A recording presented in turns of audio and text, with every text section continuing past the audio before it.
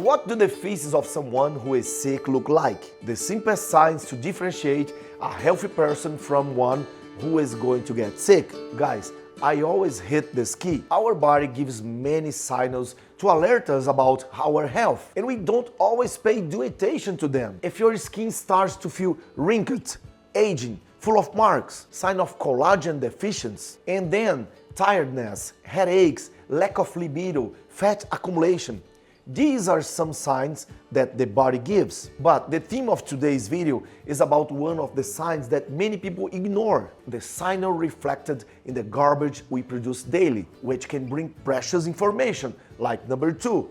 Our poop. Yes, the one that no one wants to look at. But after the information I'm going to bring you, you will see your poop in a different way and know how much it can reveal about your health. The fecal cake we produce daily is made up of 75% water and 25% solid matter, consisting of bacteria, food waste, secretions from the digestion process, from the intestinal cells and other substances. And when food passes too quickly or slowly, characteristics such as the size, color, and texture of stool are affected. And to know whether your stools are high or not, pay attention to how often you go to the bathroom, their shape and color. To help with the analysis of feces, the Bristol Scale was created, which classifies feces based on shape and consistency. Type number 1, goat poop, is separate hard balls. This is a sign of constipation. Type number 2,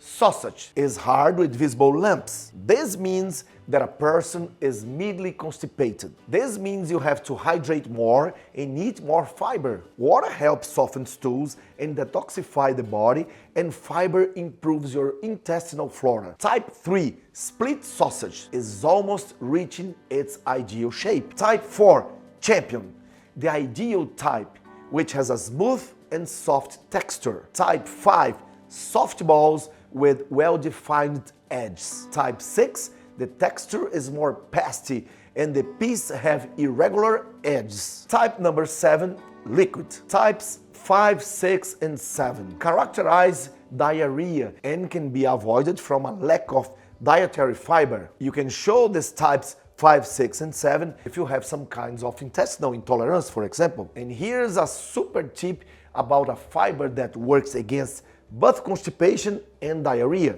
psyllium. Because it not only cleans the intestine but also balances the intestinal flora. And did you know that your poop can vary in color? At first, it is basic brown, which is the result of the mixture of several ingredients from the digestive tract, such as bilirubin, the main compound of bile, which is produced and eliminated by the liver and gallbladder, in addition to digested remains of all the foods in your diet. And those who can change the color of your work of art are vegetables such as beets, greens, fruits, and dyes. However, it is worth noting that the food-related tints should disappear within a day or so. Now, if the strange tint persists, it serves as a warning sign of medical problems. Greenish poop can be a sign of bacterial infection, food intolerance, use of antibiotics, or other medications. Reddish poop can indicate bleeding, and often this has to do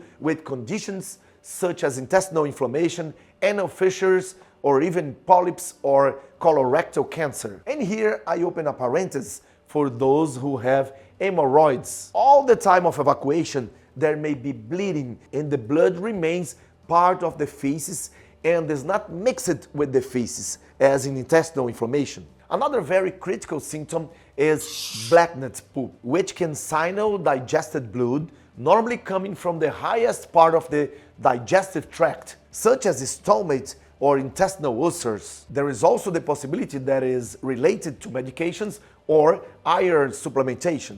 Grayish or whitish poop is usually linked to changes in the liver, gallbladder, and bile ducts. Most of the time, however, a different color is usually associated with the food. But if your poop stays a strange color for several days, contact your doctor immediately. Once the fecal color palette is finished, another characteristic that you should be concerned about is the smell, which is generally bad. But when feces smell more than normal, it is a sign of an imbalance in your intestinal flora. Our intestine is populated by millions of microorganisms divided into good and bad bacteria, and the balance of this flora is directly related to what we eat. And the unbearable smell is due to bad bacteria in greater quantities. Other possible causes are the presence of digested blood, known as melena, which is blackened, soft feces with a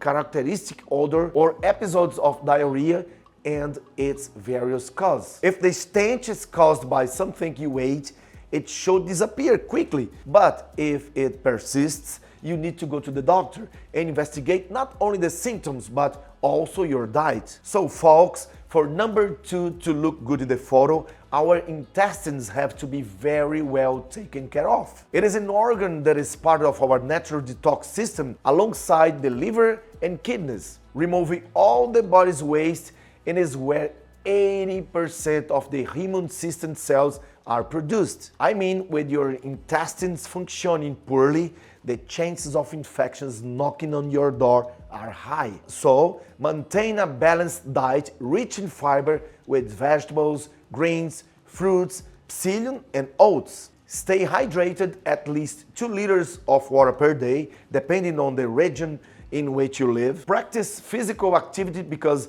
it relieves constipation. You can do walking, stretching, yoga, whose position move, and massage the organs.